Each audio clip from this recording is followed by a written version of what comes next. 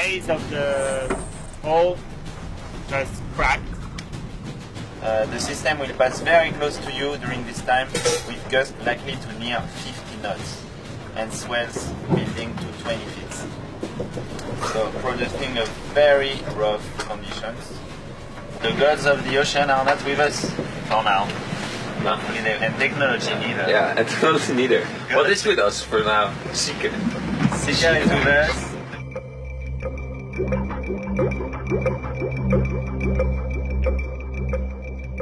Ben LeCompte is swimming more than 5,500 miles across the Pacific Ocean. And from the get-go, this was never going to be easy.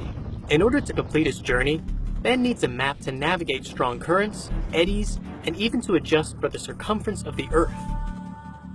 The further north you go, the circumference of the Earth is less and less, so that can help shorten the overall voyage. If he stays too far south for too long, those winds and seas are going to be going against him, which will end up slowing him down.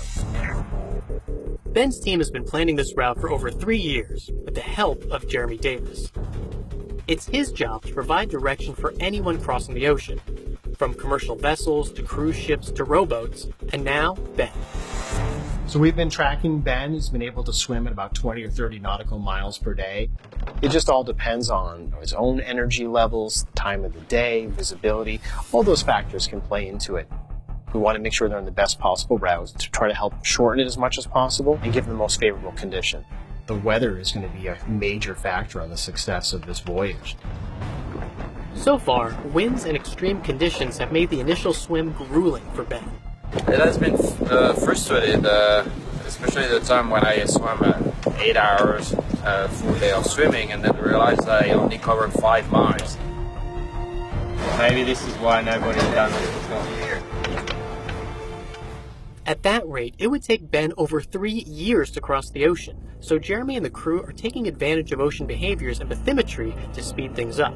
Once they head a little bit farther offshore, they get into the Kuroshio current. That's a major boost for him for swimming, so he can cover a lot more ground in a shorter period of time.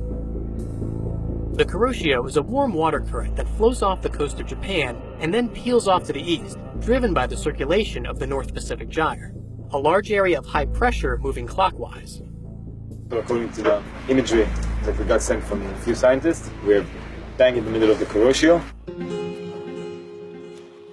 Taking maximum advantage of the Kuroshio current has accelerated Ben's swim mileage to as much as 45 miles a day. I am finally in the Kuroshio current, so right now I know that I'm getting a good push whenever I swim. I'm very happy about that. Like every good highway, we have maps. Instead of going straight to San Francisco, we have to do a curve like this and go down. And after we probably have to go up like this. If we just headed straight east, we wouldn't have all that push. So it's not instinctive, but we have to trust the weather team, we have to trust the scientists. So far it's working very well. Unfortunately, the Kuroshio is not going to last much longer. Soon, Ben will find himself out of this current and on his own. It should help us in the first third of the way. And after that, we just continue on a regular ocean crossing, but we really need this current to help us. Happy to be in the current, but I'm not like, oh yeah, I made it, I'm in the current now. You know, I still have a lot to conquer. For the next leg of the journey, he'll be swimming at a much slower pace, likely alongside eddies, temporary loops of swirling water branching off from currents. These could give him a small boost, or push him backwards. Ben's route's going to be changing quite frequently, and sometimes on an every 3 or 4 day basis, we're going to be making minor changes to the route.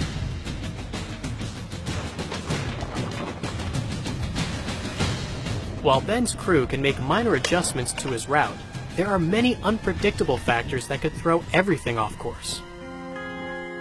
We strongly caps lock the urge the Seeker to return to Japan immediately, as we are confident that a tropical system will develop and track very close to the vessel. That's 12-meter wave. What? This system chose to become a typhoon where we are. Just as Ben was finding his stride in the Kuroshio current, 3 large storms converged on the boat, forcing the crew to make a difficult decision. So Ben and the crew were about 500 miles or so to the east of Japan in the Kuroshio current when we detected the development of Tropical Storm 14W to the south, another one, 15W, that will be developing right after that, and then moving off to the north, up towards Japan, a third one developing to the southeast of Japan. So with all of these activities, the decision needed to be made to send them back to Japan to keep them safe and out of harm's way with all this tropical activity. With heavy hearts, Ben and the crew have returned to port to wait out the storms until they get the green light to continue. So it's going to be a little bit more difficult for Ben to be able to get back and restart the swim for at least the next week and a half. Hopefully at that time we'll start to get a break in the weather and he'd be able to head back out to the east. According to meteorologists, storms and typhoons off the coast of Southeast Asia have become more frequent, powerful, and destructive over the past 4 decades. So it's critical that Ben and the crew don't take any unnecessary risks. Luckily, typhoons that stay over the open ocean are less likely to increase in intensity. So once they get the all clear, the Seeker crew will race back to Ben's last GPS point and continue the swim, as well as all the essential research and conservation on board.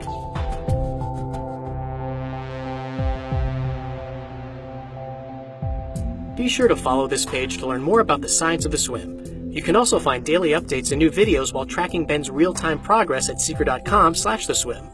Thanks for watching.